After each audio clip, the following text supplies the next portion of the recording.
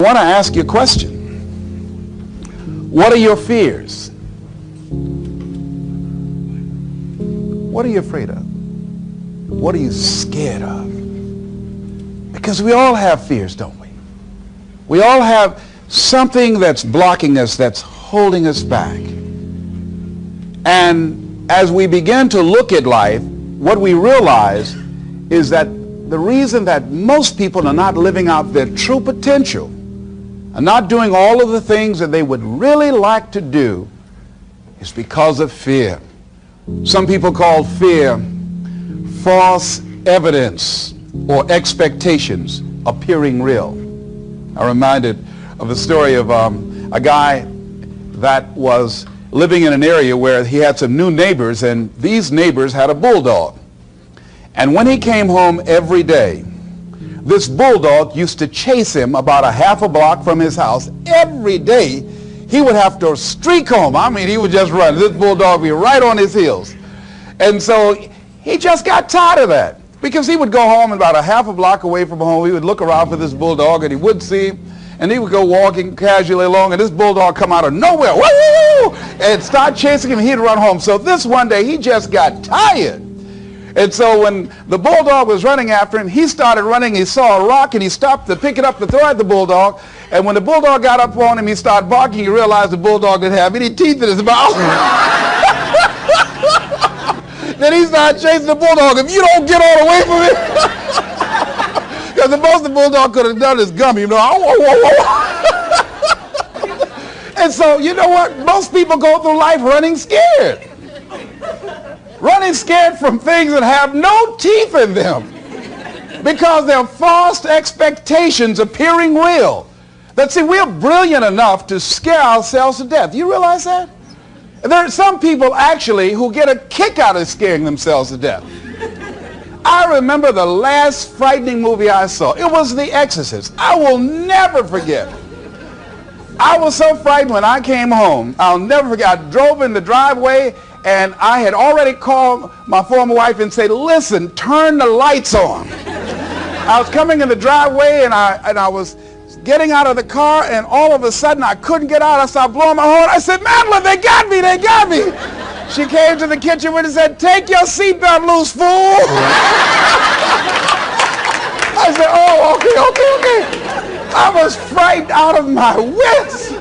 But there are a lot of people who they get off on that. They love it. I'm a person, my brother is a paratrooper. My twin brother, he's in the military, career man. I would love to jump out of an airplane to parachute. I'm scared, though.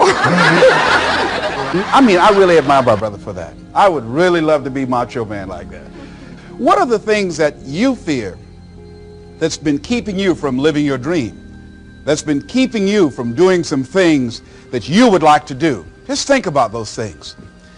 And how do we begin to handle that? Abraham Maslow said that life is about growth. And he said you can either go back to your comfort zone, and there you won't find any growth, or you must be willing to go forward and face your fears again and again and again, because you're never going to have a fear-free existence. I mean, some fear is acceptable and legitimate. There are some things that you really should be afraid of. Now, you shouldn't allow it to immobilize you. You acknowledge it, you take it into account, and you carry yourself accordingly. There are times that we should proceed with caution. But it's the difference between being stopped by fear. It's the difference between having a fear and the fear having you. So what do? One, acknowledge it, and knowing that it's okay. Don't condemn yourself for being afraid. It's perfectly fine to have some fears. You acknowledge your fears, you embrace those fears, and then you move on. You act on whatever it is that you fear. Because once you embrace it, see, what you resist will persist. What you resist will persist. So one of the most important things is to begin to embrace your fear. The fear of bodily harm, that's legitimate. When I was a disc jockey in Columbus, Ohio, you know, I was young, about 22, 23, thought I was tough, and I was on the air, And Al Green, who was a great performer at that time and still is now singing gospel music, had a record. His first hit record was Backup Train. So a guy came in the town and was impersonating Al Green. I happened to know Al Green because I'd already booked him. And so when I found out this guy was impersonating Al Green, I came on the air and did an editorial about him, and I exposed him. He was a rather big fellow, and so he had the word out that when I see this guy Les Brown, the disc jockey, I'm going to knock him in the mouth for having a big mouth. So I was driving down Main Street in Columbus, Ohio, had my son in the car, and I always had this little saying, hey, if anybody ever put a threat on me, I'm going to make them honor it. So I saw this guy in the street. So I pull around. I said, excuse me, I'll be right back. Got out of the car. I said, hey, man, I heard you said that you were looking for me. I'm Les Brown. He said, you are? I said, yeah. I said, what is it? I'm the one that said that you were an imposter. I said, I want to know what you're going to do about it. He opened his coat and he had a gun there. I say, but whatever I said to hurt your feelings, I want you to know.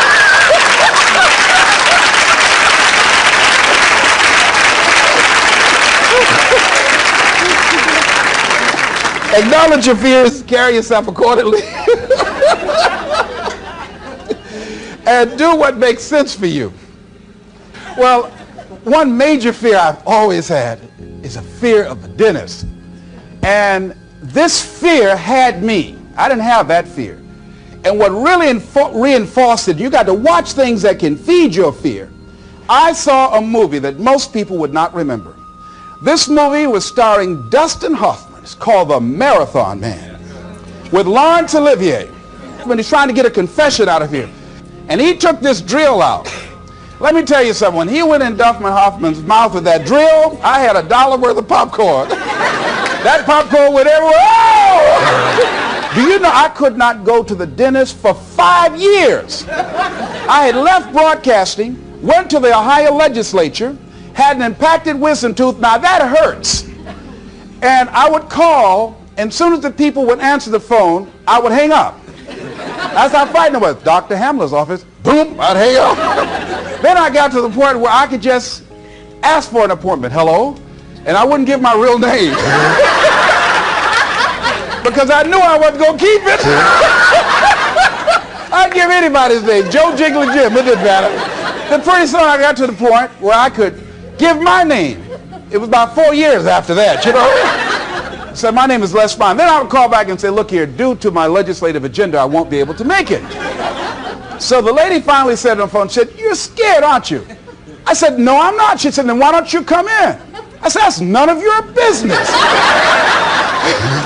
She said, you're not coming in because you're scared. I wish you just would not waste our time. And she hung up.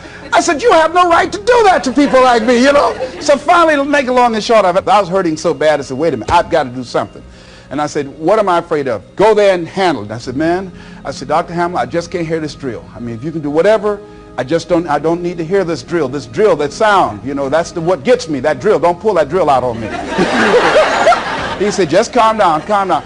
And it wasn't really bad as I thought it was. One of the things you find out that when you face your fears, it's not as bad as you think it is. And when people tell you, I just can't do it, I can't handle it, I mean, really, I can't handle it, what they're envisioning is that they're not going to be here. They're going to clock out like you're going to die.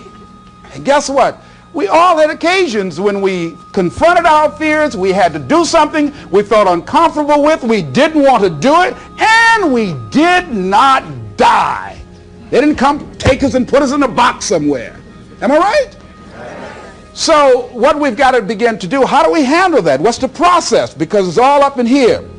One, I think, is imagine the worst case scenario. I just imagine that he went in my mouth and with this drill, and that I just croaked out. Then I imagine, that's the worst case scenario. Then I had another technique I used. Visualize yourself being more than able and capable of handling it.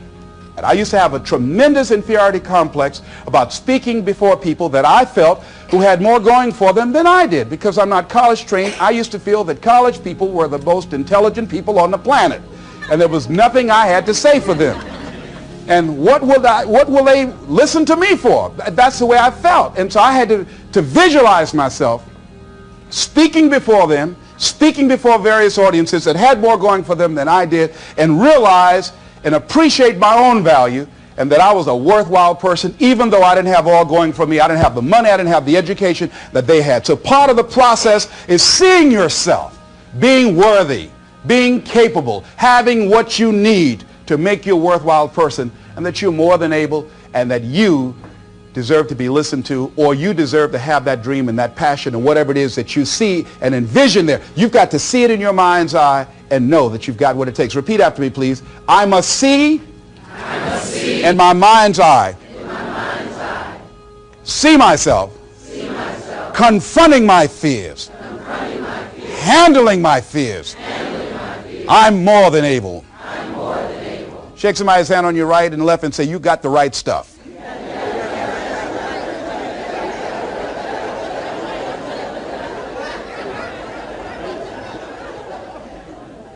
So deciding as you look at your life, as you look into the future and say, what fears am I holding on to?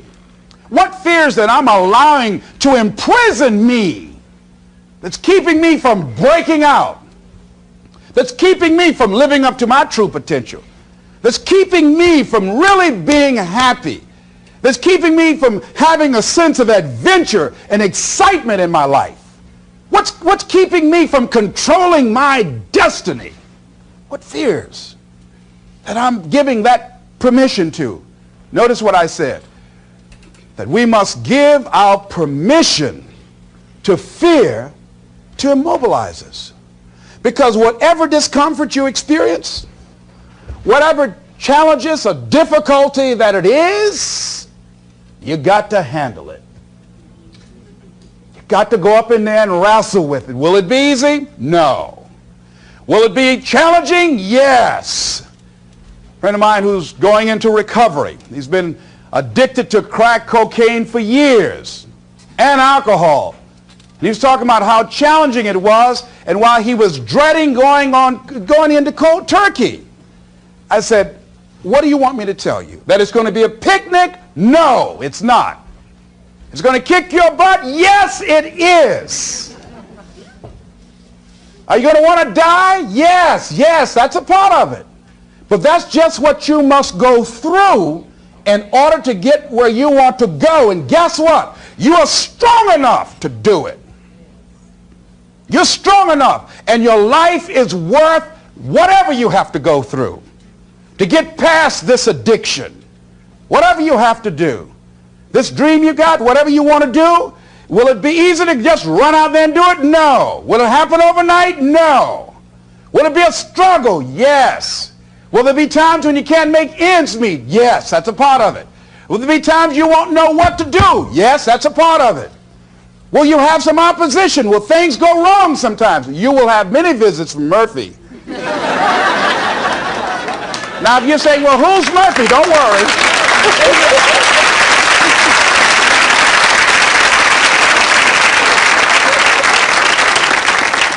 Somebody must have told us someplace along the line, I don't know where, but somebody must have told people, oh, life is going to be real easy. No. If they told you that, I've got a special announcement. They lied. I'll never forget. I had a special piece of legislation I wanted to get passed, and I said to a guy, I said, look here, can I count on your vote? He said, yes. And look here, if I can't count on it, let me know. There's another guy that owes me a chip, and I can call on that. And I won't need your vote, but I do need it. If you say you're going to do it, do it. He said, you can count on it. Legislation came up. He voted against my bill. My bill passed. I went back to him and said, hey, I told you I needed the vote, but if you couldn't give it up, let me know. I would get somebody else. I said, why did you tell me? He said, I lied. I was in shock. How many of you that life just wore you out? That you didn't expect that? You thought you'd go to school, get good grades, get a job, and you came out here and you'd be able to get a job and live happily ever after, and you say, they lied. Yes, they did. They never told me, you know that song said, Mama told me there'll be days like this. They didn't even tell us that. Isn't that something about life is challenging? I mean, it's some stuff you get out here, you didn't read it in a book nowhere. Didn't nobody warn you that it was going to come down on you like this? That's called life. There are all kinds of challenges like that. So what's the next piece is that you accept yourself, then you accept the fear as a fact and not a force. See, when you accept yourself and you accept fear as a fact, that means that it's something that happens. It's something that you're going to experience, but it is not a force to hold you back. It doesn't have any special power other than that you give it. So you accept the fact that you are afraid, and then you move on anyhow. You move on past it, and you do whatever you've got to do. I was at a big motivational rally for a gentleman by the name of Dexter Yeager down in the Carolinas. I was standing backstage, and I had to go out. I was the last speaker on the program. It's the first time I'd been in a stadium of this size, over 10,000 people. You couldn't see the people because the lights are just blaring in your eyes, called Free Enterprise Day. I was afraid. My heart was beating fast. I was just pacing back and forth. And Dexter said, "Are you all right?" I said, "Yeah." "Yeah, I'm all right." So I said, "Wait a minute. Just calm down. Calm yourself. Hold me. It's all right, Les. It's all right. All right. Just be as scared as you can be." See, that's why I say embrace that fear. Just try and see how scared you can really get. And stop breathing deep. So the guy came back and said, "Are you about to die or something?" I said, "No, I'm fine." But after I started embracing it and trying to make myself as afraid as I can get, and imagine what's the worst thing that I could go out there and do, my mind go blink and I fade on stage, that's the longer they gave me my check.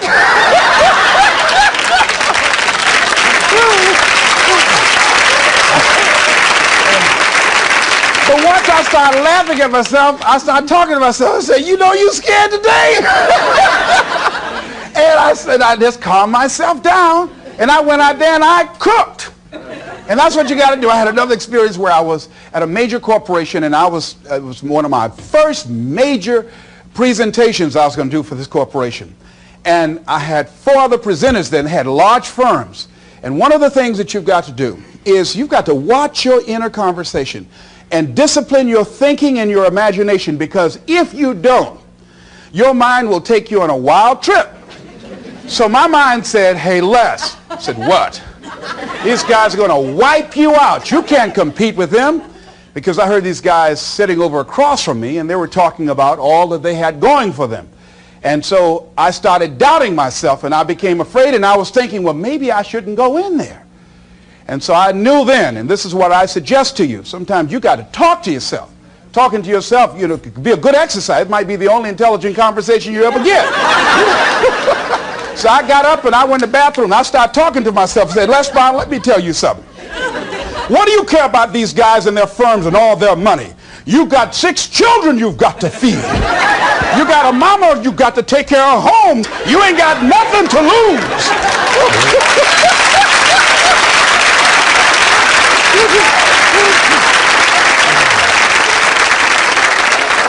I went in that room and looked at those people. I said, "Don't you do nothing till you hear from me."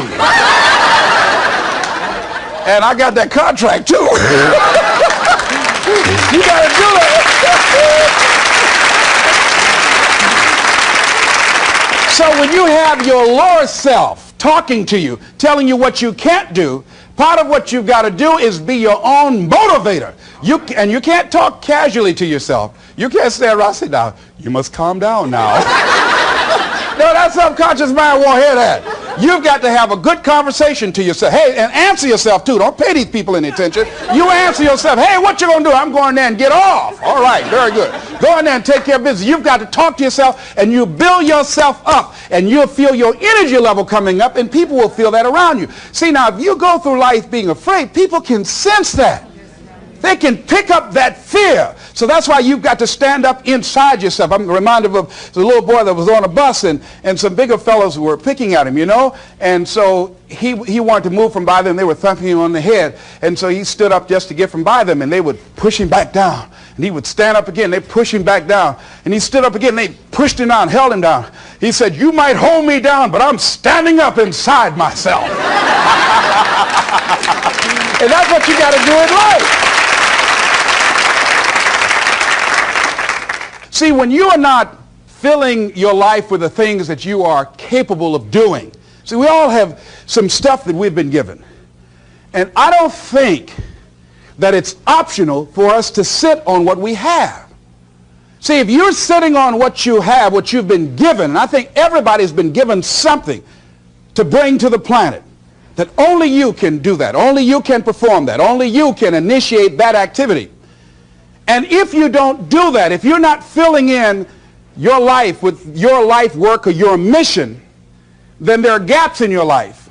And what we do when we're not living out our true identity, we begin to fill the gaps. We fill the holes with garbage, alcohol, drugs, worry, self-destructive behavior.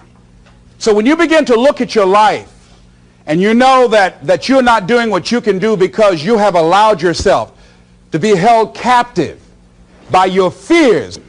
Now, when you don't have a true appreciation and acceptance for who you are, and you allow yourself to be immobilized by fear, what happens in the process is that you begin to abuse yourself.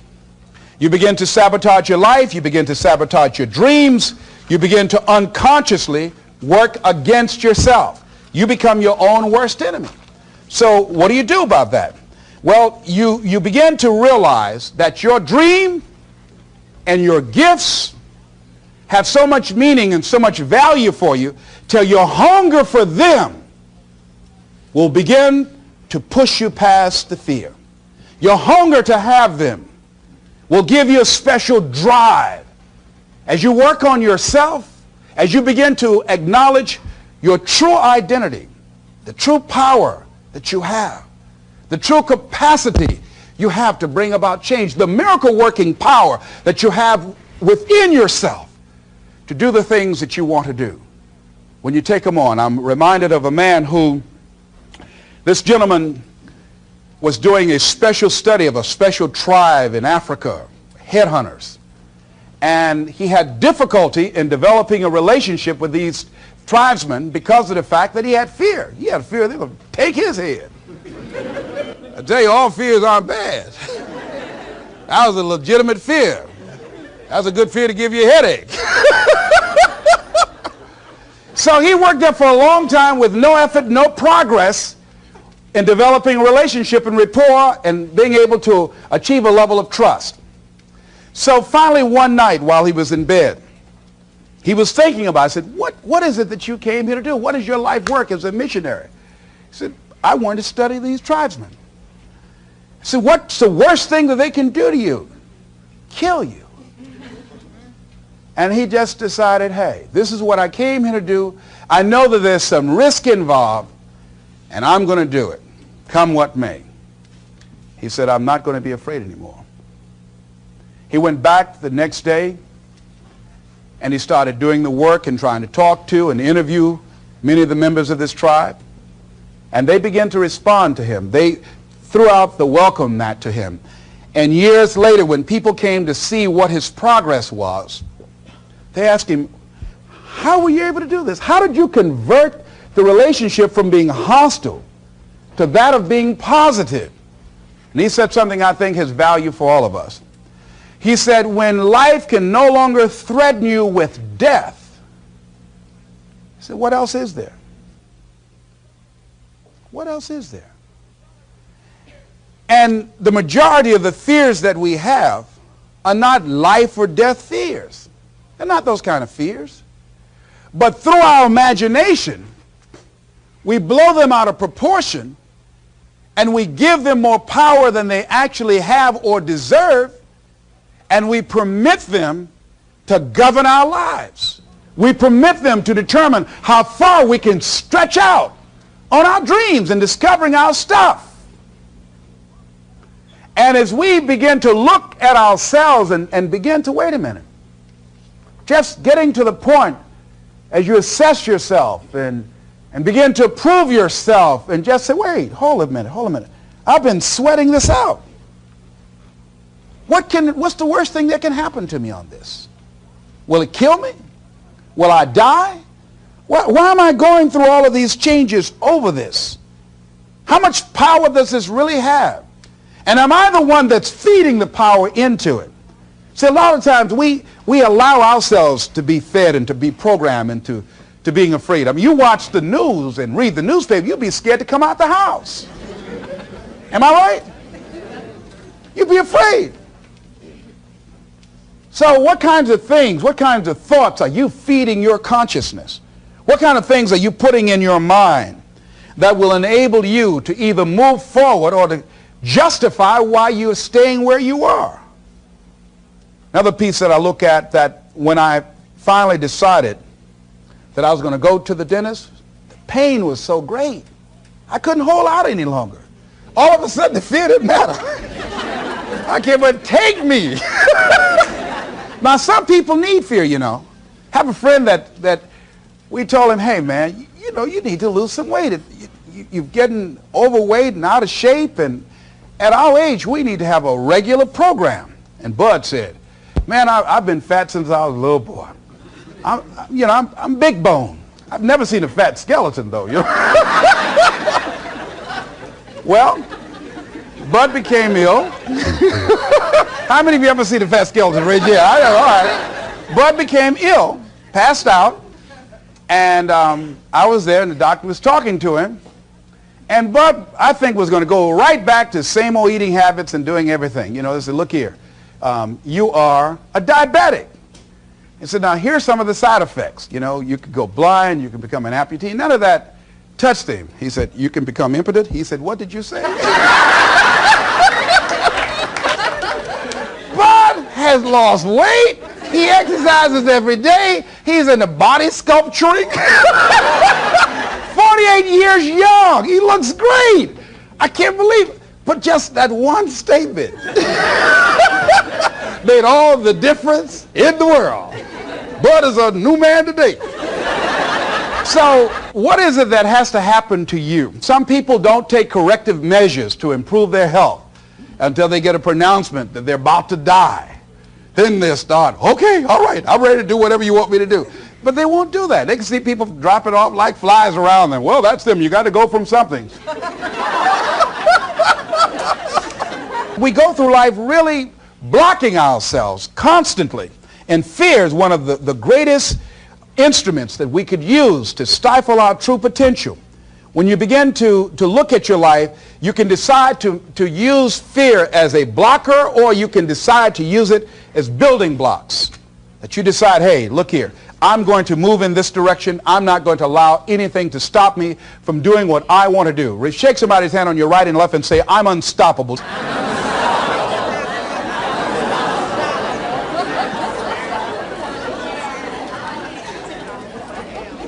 See, when you begin to understand and acknowledge your fear, and you go forth anyhow, you go forth in a spirit and a knowing that there's a way that you can begin to handle this. There's a way out here somewhere. There's a solution. What it is that you're seeking. That you have the capacity to whatever comes up, to handle it, to face it. And rather than feeling powerless, you begin to feel powerful. See, when all of the major downsizings that are taking place around this country, there are a lot of people who are biting their fingers in fear that they might lose their jobs. But there are few people who have decided within themselves, I'm going to make it. Some people aren't waiting to be cut. Some people are moving on their own because they feel within themselves, I've got what it takes to make it. They're not afraid about tomorrow because of how they see themselves, because of what they feel that they deserve, because of what they feel that they can create for themselves. Because these people have decided, as they look at the future, as they look at themselves, there's a way. Where there's a will, there's a way for me to begin to create a way out of no way. And when you have that kind of consciousness, when you have that kind of spirit, nothing can stop you. Nothing. What would your life be like as you look toward the future if you decided, I'm not going to allow my fears to stop me? What would your life be like? What would your future be like if you decided to want that which you desire so strongly that it prepares you past your fears, that you experience the fear, as the one book says, feel the fear and do it anyway? What would your life be like? And I'm saying to you that all of us who have been entombed by fear have the capacity to resurrect ourselves and to resurrect our dreams. All of us have the capacity to do that.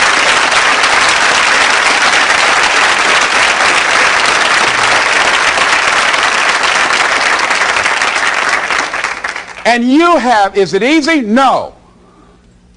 It's not easy. Can I do it? Yes. What's one of the ways to get started? Some of us need somebody to hold our hands. Sometimes we need somebody to help us out. Be willing to say, I don't know. Be willing to reach out. Be willing to get some assistance to take you to the next level. One great athlete, you never expect boxers to make profound statements. I think it was Joe Frazier who said this one. He says, all of us are like the blind man at some point in our lives standing on the corner waiting for somebody to lead us across. See, all of us at some point in our lives need some help, need someone to reach out to us, to throw out the lifeline, to help us go across some treacherous waters that we couldn't navigate by ourselves. None of us do it by ourselves. All of us at some point of our lives. We need that kind of help. We need that kind of assistance because we grow from the people we have in our lives that can enrich our lives personally, professionally, spiritually, and all the dimensions of our lives. We don't grow in a vacuum. So as you look at yourself, whatever fears you have, that maybe you need some help in strengthening yourself in that area. As you assess your strengths and your weaknesses, as you begin to approve yourself and your passions and your dreams and your goals and the things that you want, if you decide to experience all of your true potential, as you decide to manifest all of your greatness, as you decide, wait a minute, what else is available to me out here if I decided to experience the fear of rejection, the fear of no, the fear of failure, the fear of standing by myself? What else is available? Of taking a chance, a fear of losing it all. What else is available to me that will bring some extra meaning and value? The fear of people not liking me. You know how many people do things they don't want to do because they want everybody to like them? Everybody's not going to like you. Excuse me, special announcement. Everybody's not going to like you. No, it's just not that kind of world. But you know, there are a lot of people who won't take positions on issues, who won't take a stand for things they believe in, who won't speak up for themselves because they don't want to make anybody mad. Oh, it was Bill Cosby. He said, I don't know what the secret of success is. He said, but here's what I know what the secret of failure is. He said, trying to please everybody. You can't please everybody. But there are people who have the fear of rocking the boat. So they just go alone in life. Just go alone. Well, how do you feel? Well, I don't really want to say. How many of you know people like that? Raise your hand. These people aren't living life. They're not truly experiencing life. What do you really want to do? Well, I don't like this, but I guess I'll go ahead on and do it. No. The life is too short for that. Too short and unpredictable, moseying through. Not trying to disturb anything, not trying to shake anything up, not trying to make any waves. You see, there are some people who come through the universe and their level of contribution and the level of energy they manifest is so small, so inconspicuous that when they go, you won't even know they left. I mean, there are people who die on jobs and you say, hey, where's John? Oh, John's been dead 6 months. You're kidding. No. Is that right? Yeah. I didn't know. Why did somebody say, well, I guess we didn't miss him. But there's some people, because of their personality, because of their contribution, because of the investment of their time and their energy and the impact they have there, that when they go, everybody will miss them. See, when Mother Teresa checks out, everybody will know. When Rosa Parks, Everybody will know. Nelson Mandela, everybody will know. Why? Because of their contribution. See, but there's some people, because their contribution is so small, no one will care. So I'm saying, before you are boxed and buried, decide that you're going to box and bury your fears. Decide that you're going to begin to live life on a new level, seeking out new horizons, that you're going to find more love and more joy and more ways to give more to life. Guy said something, I love this. He says, everything a man does for himself, guess what? He takes with him. But everything he does for others, he leaves behind. So when you begin to say, what is it that I want to leave? What contribution that I want to begin to make? What difference do I want to make in life? What is it that I want to do with the rest of the life that I have left? What chances I need to take? What risks do I need to begin to embrace? What fears do I need to step on? What areas of my life am I dead right now? What dreams? You can either live your dreams or live your fears. You have got to get to a point where you say, I'm sick and tired of living like this. There's got to be more. That's when people go out and strike out on their dreams. That's when people get out of relationships where they're dying together rather than growing together. That's where they leave jobs. So where are you going? Away from here? I don't know.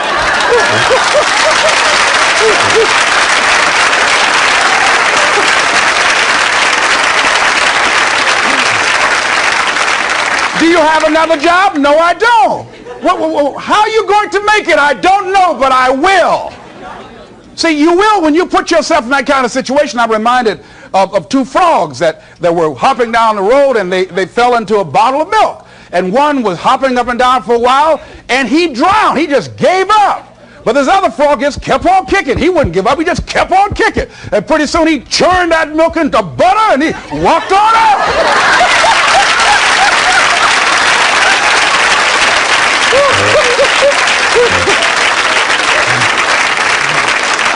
So I'm saying, when life catches you by the neck and blind slap you, whap and knock you down, I said, just keep on kicking, you know, and you can kick on out of those circumstances, whatever they are. Not be intimidated by them. Repeat after me, please. I'm going to keep on kicking. I'm going to conquer my fears. I'm never going to give up. Shake somebody's hand on your right and left and say, keep on, keep it on. Keep on, keep it on.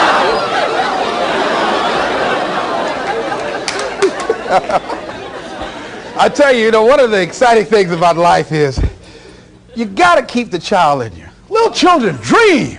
We used to go to work with my mama, and we would be riding across Miami Beach. My brother and I would be arguing, that's my car. No, that's your car. That's Rutabaga over there. Well, that's my house. Mama, tell you that's my house. I had that house yesterday. How many of y'all did that as kids? Raise your hand. But then after we become adults, life slapped you side the head a few times, and then you don't dream anymore. Bigger Thomas, in the book The Invisible Man, I think it was, he said, the impulse to dream has been slowly beaten out of me through the experience of life. And most people, ladies and gentlemen, have stopped living their dreams because of the lessons they've learned from life or things they've picked up, because we've only been born with two fears. The fear of a loud sound, or the fear of falling. And all the other fears are fears we learn, fears we pick up. Whatever you're scared of, your life, the value you brought to the planet, far more important than whatever you're afraid of. You're stronger. So as we begin to look toward the future and look at what will it take for us to break through those fears, one, acknowledging the fear, knowing it's all right, some fear is healthy. Beginning to know that your dreams, your passions, your drive to achieve whatever it is you want, as it has more power and meaning, it will move you past your fears.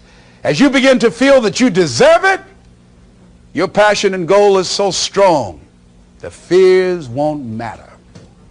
As you begin to trust yourself and put yourself in the situation where you have to make it happen, you will make it happen. Ladies and gentlemen, I don't believe this. I know this from my own life experience. I know that you've got greatness within you. I know that you have unlimited potential in you. I know that you have something to give to the universe that was not here before you showed up. Somebody said that life is God's gift to us, and how we live our lives is our gift to God. What kind of gift are you giving? And what kind of gift could you give if fear wasn't an issue? And I'm saying you can have fears, but don't surrender. Don't let your fears have you.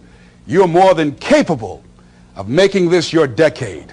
This is Mrs. Mamie Brown's baby boy, Leslie Calvin Brown, saying, it's been a plum-pleasing pleasure as well as a privilege. Thank y'all here.